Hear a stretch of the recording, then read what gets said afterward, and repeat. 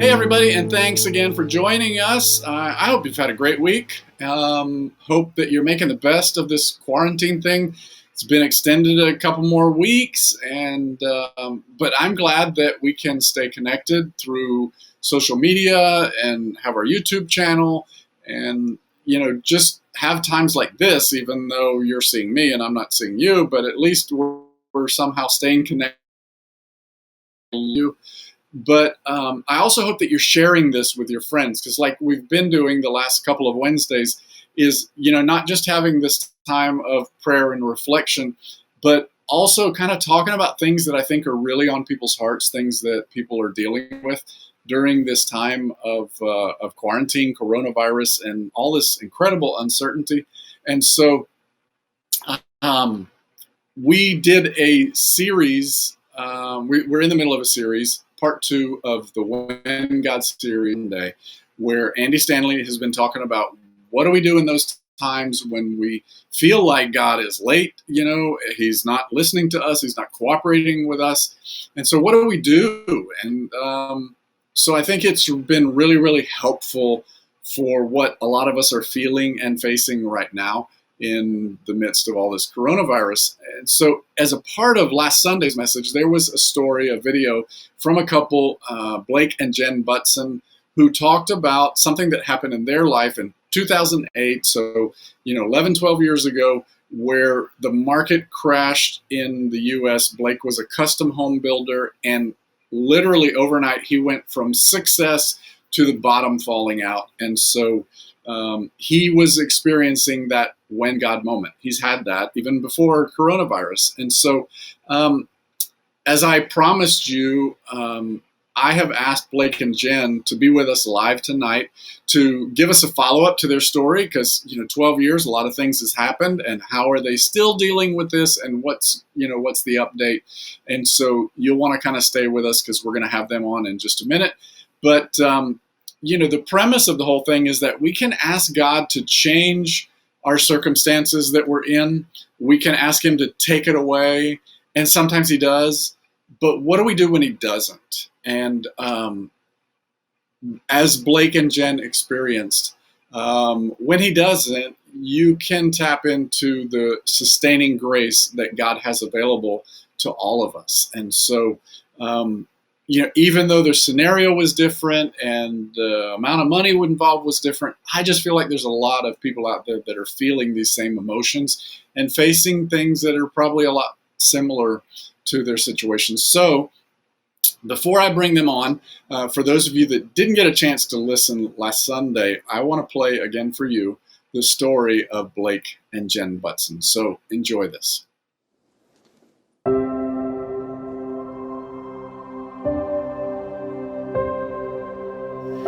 Every time I go to the storage unit, every time I roll up that door, something falls out.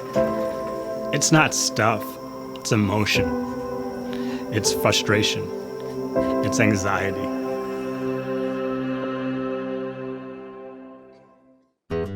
I had a dream of being a residential builder, and I had that opportunity come to fruition for me. And for years, my wife and I have had success building custom homes for people in the North Georgia mountains. I developed properties within a community that we also lived.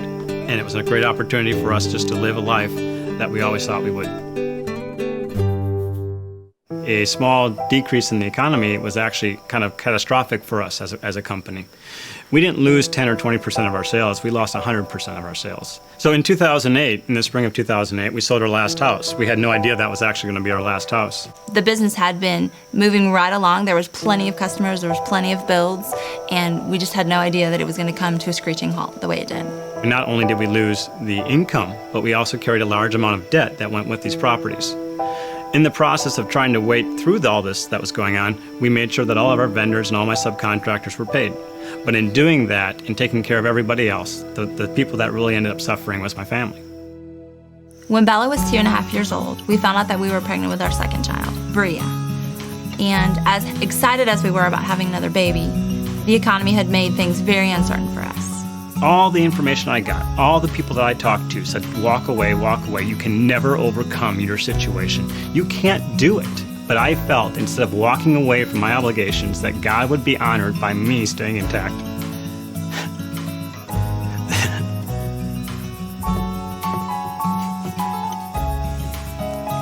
don't want easy. I don't want somebody to make it all go away. I think the hardest part was going through this with Blake and seeing that it was really the death of his dream. And that was just the hardest thing for me as a wife. I had no relief. I had truly no relief. And it was a brutal assault, basically, on my manhood and my ability to stand up for my family. Blake and I clung tightly together as a husband and wife, and just upholding each other in this. And there were days that he would be really, really sad and down in the dumps, and those would be the days that I was able to stand more secure and to pull him up. And then there were days that I was on the other side of things, and he had a great perspective on things and would be able to lift me out of those things. So we had put our personal house up on the market, as well as having houses for sale that he had built. We had done everything in our power to eliminate costs because we didn't have the cash flow coming in. We had cut off our gas to our stove. We had turned down the electricity to where it was very cold, and we just needed something to break. We knew what God had to do for us, and it was simple. Sell a house. Because in each of our properties that we had personal cash invested in these properties. It was simple. Sell one house. God did not answer my prayers, and I'm so glad he didn't. What he did was far greater than I could ever have imagined.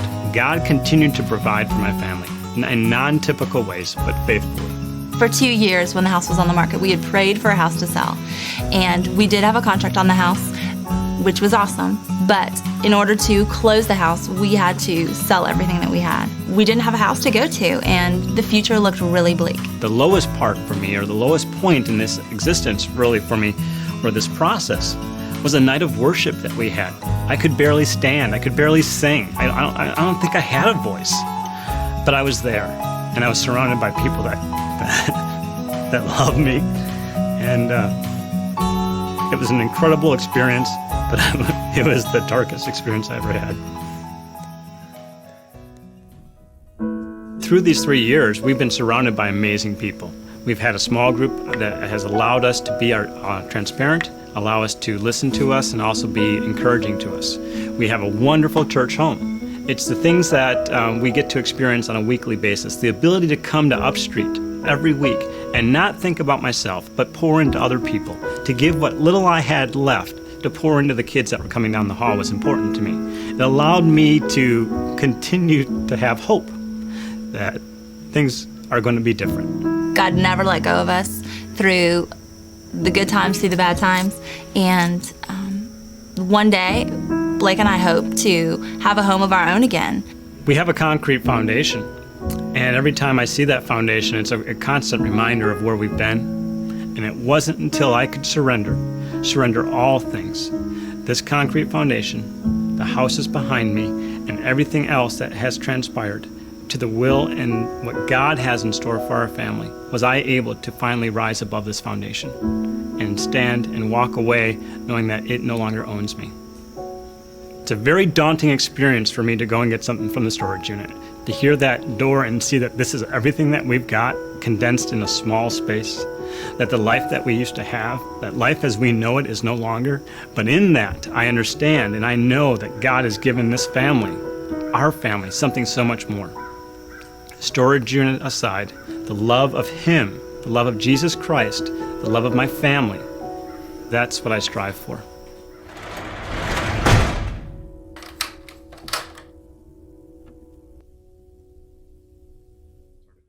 All right. Well, I have Blake and Jen Butzin with us tonight. Guys, thank you so much for being willing to do this as a follow-up to your story. So how are things in Georgia? Everybody's going through something different with Corona.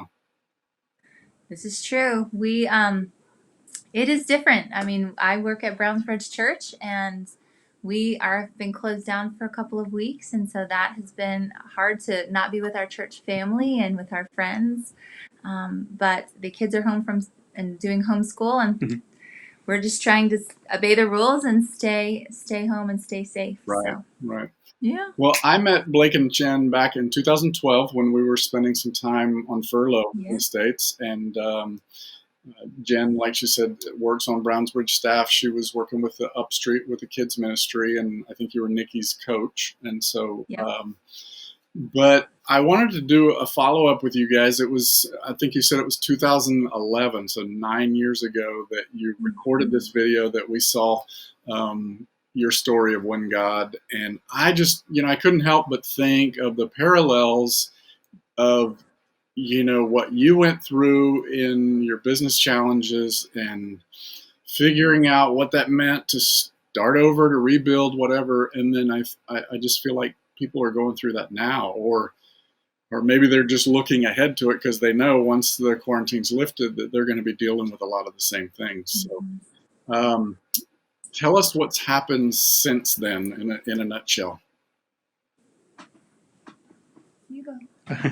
Well, with Jen working at Brownsbridge, it's been a great thing for Jen to be connected with people and just kind of use her skill set. And through the process, I have been able to continue with construction and building homes for people. So I've been able to kind of follow my dream and continue, although it's been different. I've been able to kind of continue down the path that I felt God had laid before me so many years ago. Right. I mean, when you made that choice, made some hard decisions that I think a lot of people would have just kind of folded things up and washed their hands and run a different direction. Yeah. And you guys felt like you were going to try and do things the right way, and let God work and do things in a way that honors God. Did you ever get through that process? I mean, it's been 9 years of that, where you thought, I don't know if this is going to work, or maybe thought about going a different direction? For me personally, I've always stayed in the construction mindset. I feel like that's the path that's been laid out. Mm-hmm. Although my circumstances have been different throughout the last 9 years, I feel like it's still important for me to honor what God's put before me. Right. And I feel like this is where He has me. This is where I feel like I can develop myself and my business and provide for my family as well. So I feel like this is the right path for me. I'm perfectly willing, open-handed to reevaluate, but I still feel led in this direction. Sure. Yeah, I know. As Jen and I were talking the other day, she said that you guys had the conversation that, back in, I guess it was 2008 when the market crashed, and maybe that's something that a lot of people here can't relate to, but that was a time when real estate market crashed, construction crashed, banking, so if you were in those industries, you really, really felt it, but everybody else, not so much. Where now, like you guys have had the conversation that everybody's feeling this right now. Everybody's feeling it. And I think that's where so much panic arose so fast, because a lot of people hadn't felt this before. So they don't know what to expect. And I mean, nor do we. But we know that even though things get difficult, that we can get through it, Right. and I think that's where we can have some hope. Mm-hmm. We can have some hope there. So in today's situation, no one's immune from what's going on. Right. And everyone is affected in some way, shape, or form. Years ago, when our situation took place, it was a little bit more of an isolated situation, specifically real estate, construction, banking. Right. But now, this is a worldwide pandemic. So the situation today is everyone's being affected. Everyone has some conversations and some heart check to take place during this experience. Oh yeah. I mean, you guys, I think this was one question that I didn't email you ahead of time, but I know you'll be comfortable with, is that you mentioned in the video about your church family and your faith community. I mean, what role did that play in the last 9 years of you processing through this whole thing? Well, I feel like it played a huge part because we still are connected to a lot of those people, which is amazing. And I feel like even just being at work and being at Brownsbridge, those are the people that we do life with. And those are the people that help us on a day-to-day. And it really does. It's great to have people that are kind of like-minded and can pray with you. And even if they can't understand where you've been, that they can be there for you. So that's been great. Right. How have things developed, in the last 11 years since you recorded, or 9 years rather, since you recorded that video? how have things developed, and what has turned out like you thought it might, and what hasn't turned out. So some of the things that are probably better than ever expected would be really my relationship with Jennifer and my relationship with my children. Right. It's one of those things where you don't think about going through a difficult time thinking that it's going to bring you closer together. Right. And that's exactly what happened. Mm-hmm. And it continues to do so. So even today, as we sit here in the States and experiencing what we're experiencing, things are getting richer and better from a relationship perspective. Mm-hmm. And everything else kind of honestly pales in comparison. Right. If your family is with you and you know you're loved and you have people around you, it seems to be enough for us. So it kind of shifted your priorities a bit, you think? It certainly has. Yeah. It certainly has.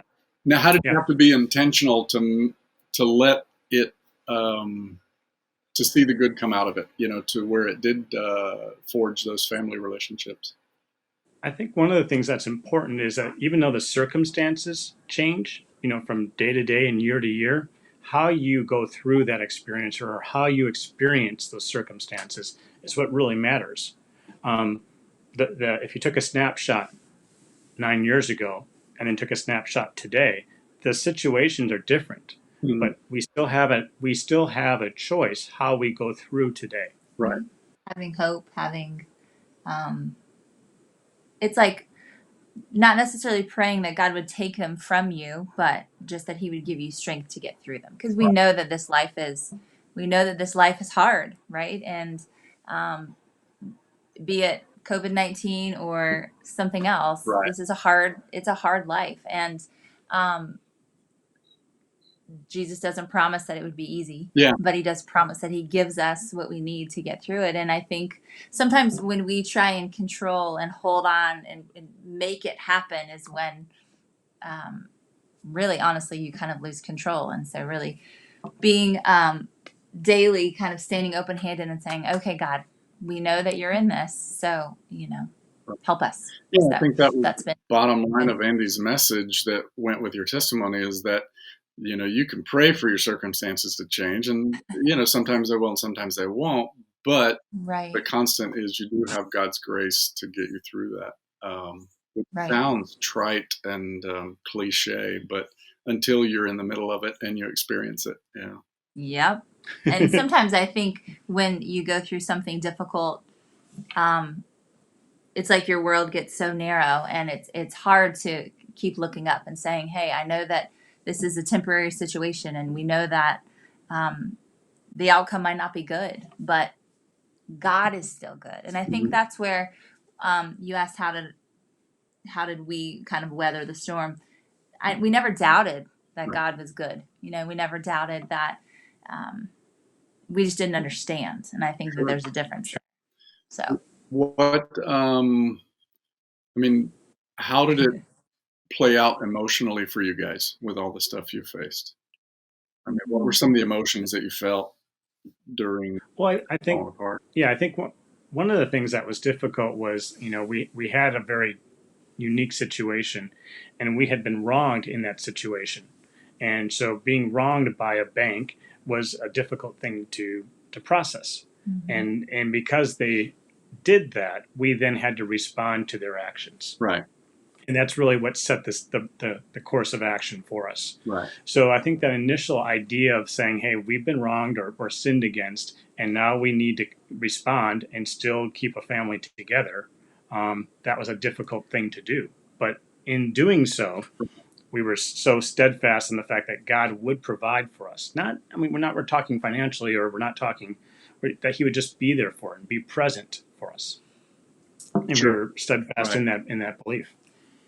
But the emotions that go with that, there's anger and there's grief and there's sadness. And I think you have to feel some of those things and work through them, but don't get stuck there and don't stay there.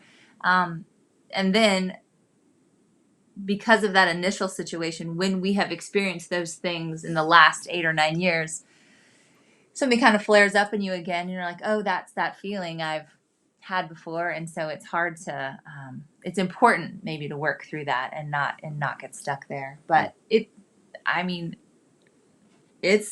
a real thing to feel just disappointment Sure. that this isn't what I thought, and this isn't what I thought we were going to be. And Definitely a grieving process because it was yeah, a life that we knew and then a life that was not going to ever be the same. Yeah. So once we acknowledge that and grieve, then you can kind of get to business, if you will.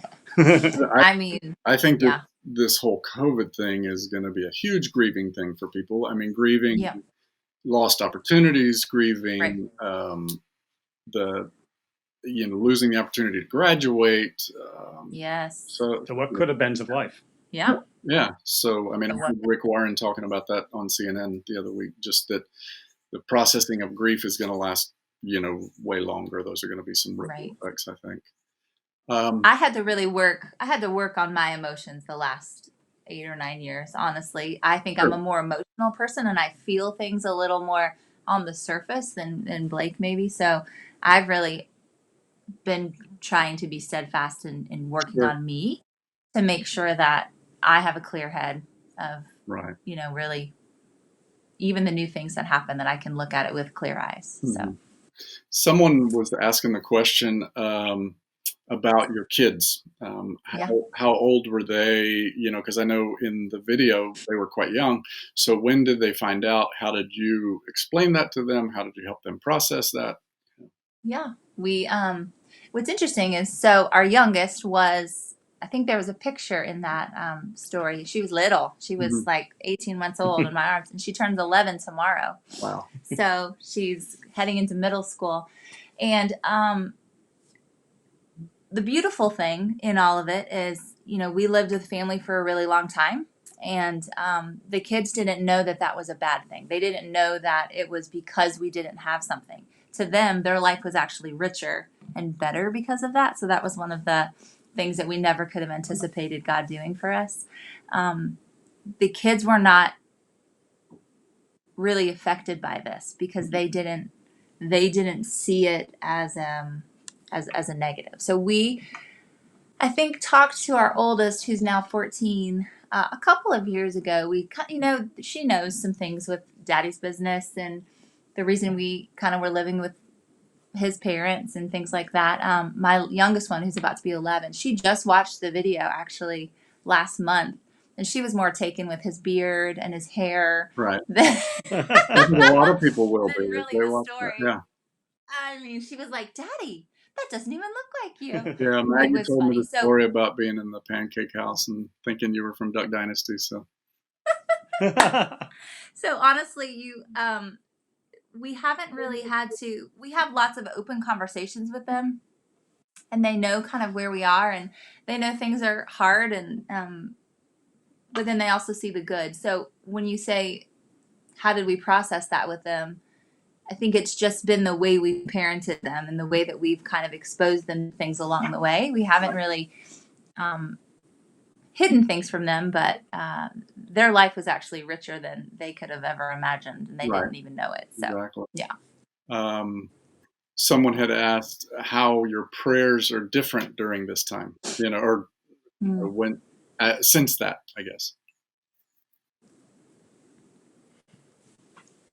This time, I mean, as we look at what we're experiencing now, I think I walk into this with complete confidence. I almost stand up taller knowing, because I've come through something in the past, and now it's the same God that's walked beside me. He's with me today, and I feel like I just have more confidence as I kind of walk into the uncertainty of what we're experiencing now. So I'm not immune to it. I'm just so confident. So how does that change the way you pray? Well, I think it's being a daily presence of asking for His presence in my life daily, giving me the strength for today, because my mind can wander to next year and 3 years from now and the whole bit. But what's important is what I can do today.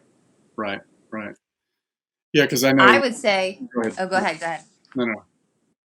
Oh, I was going to say the way that my prayers have changed a little bit has just been through the Bible. I really dig into scripture a lot more than I ever did. And it wasn't that I'm looking for an answer necessarily, but finding hope and finding comfort in a lot of those verses. So for me, that's how my prayer life has changed. I'm actually looking at a wall and I have Bible verses taped up all over it. I have them in my bathroom. I have them in my car. And that's just what I'm finding to pour over myself. And that's what I have kind of leaned into. So. Sure.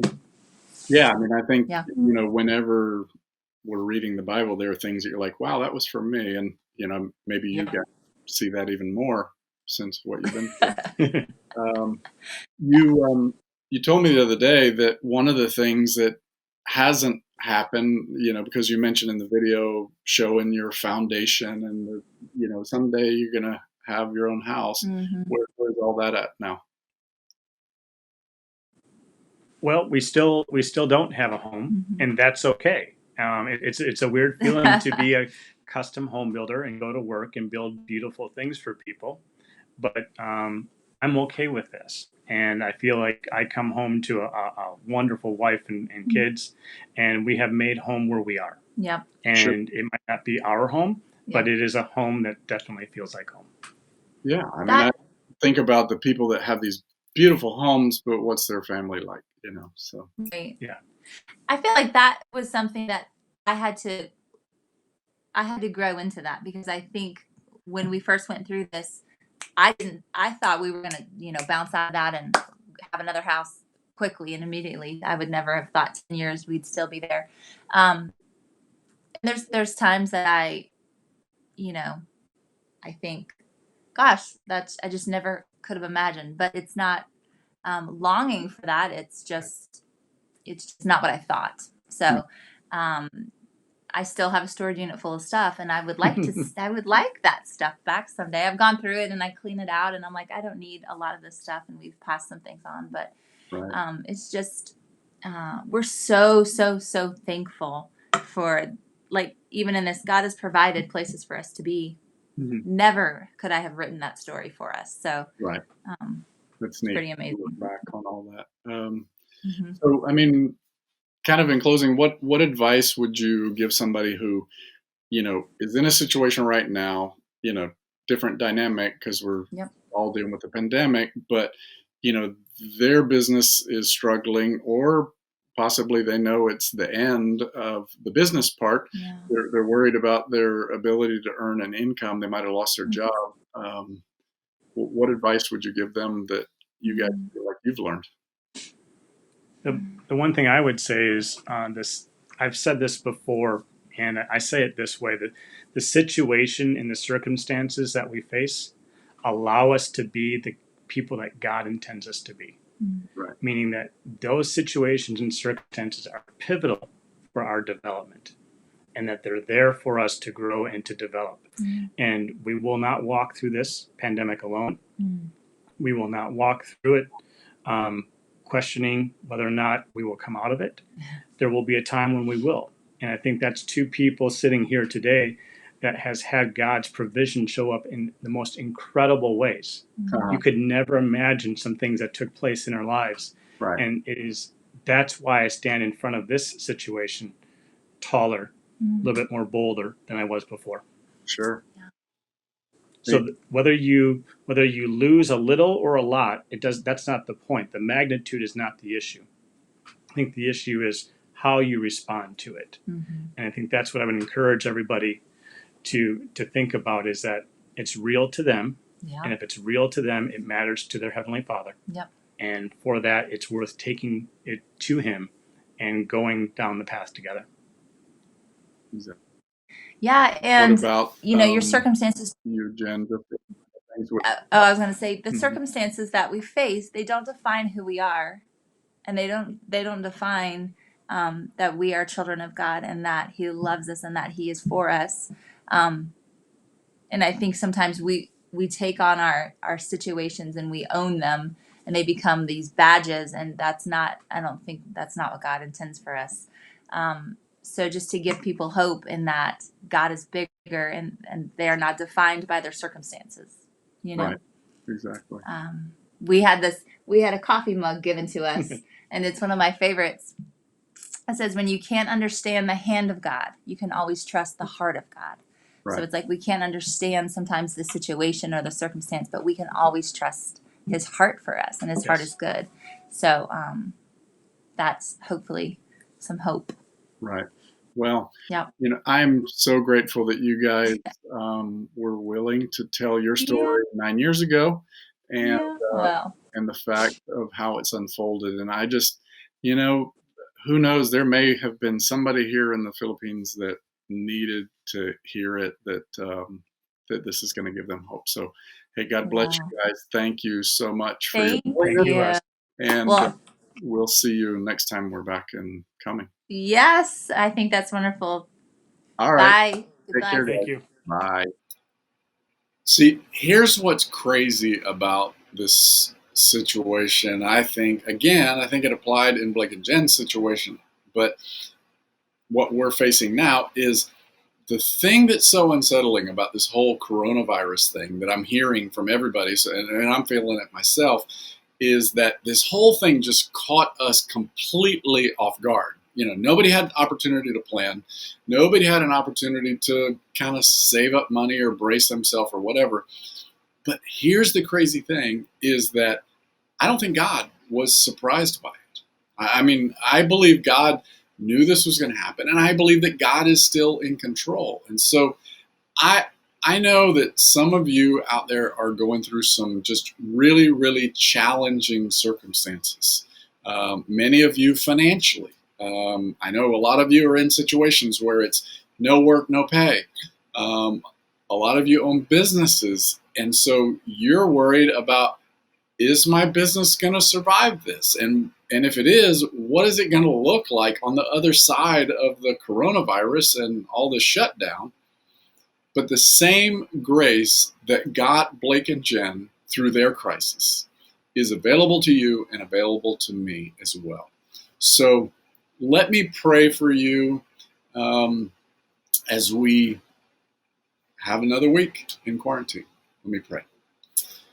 God, I know that there is somebody out there that is just really, really feeling the weight of this, probably in a way that I can't even understand. And Lord, I think there are people out there that they're genuinely affected. Um, maybe for them, either the bottom has fallen out or they feel like the bottom has fallen out. And God, I just pray that they would experience the incredible grace from you that Blake and Jen did, that got them through their situation.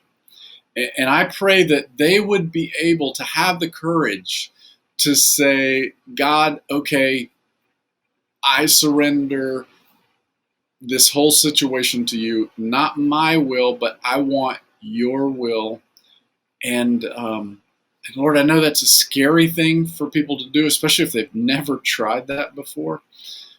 But God, I look at Blake and Jen's situation and how you got them through this in ways that they would have never imagined, and how things in their life are better now than they would have ever imagined.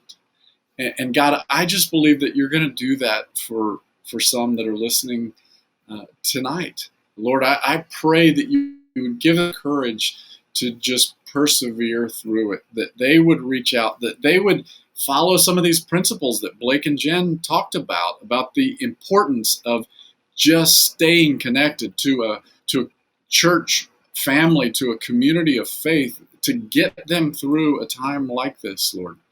And Lord, I know that we have an opportunity as a church, as Quest, to be that for people, and I pray that we'll do that. God, just be with all of us. Keep everybody safe. Continue to be with our frontliners.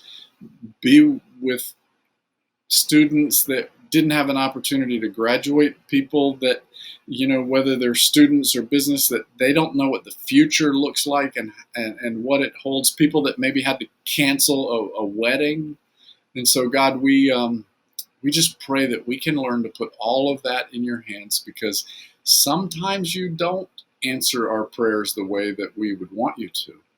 But God, you're still in control. You still have your grace, and it's still available to us to see us through. God, I pray all of this in the incredible, incredible, precious name of your Son, Jesus. Amen. Hey, I hope you enjoyed this time tonight. Really unique. I thought it was a great opportunity. When I saw that video, I thought, you know what? I know this couple, and I think I can talk them into being with us tonight. And so I'm glad that they did. And so continue to share our content. I think this video, you might be able to think of some people and say, I know somebody who needs to hear this. Well, go there to the Facebook stuff and share it with them and say, hey, I saw something. I think you can really relate to it. Hey, watch it and let me know what you think. And so I think we have a great opportunity during this whole quarantine to just reach people that maybe we weren't able to reach in maybe conventional ways, that maybe weren't ready to show up in a church building, but the church isn't shut down. It still continues. Our Sunday meetings at Benedicto College are shut down for now, but the church isn't shut down. So let's continue to be salt and light in our community. Stay in touch, stay indoors, stay home. Okay, we don't like it, but stay home. Wash your hands. Some of you don't like that either, but wash them anyway. And be kind to your wife and kids and husbands and everything. So we love you. We'll see you back here on Sunday. Don't forget about Upstreet at 9 o'clock and share that with your family, friends that have kids. We'll see you here. God bless. Have a great week. Bye.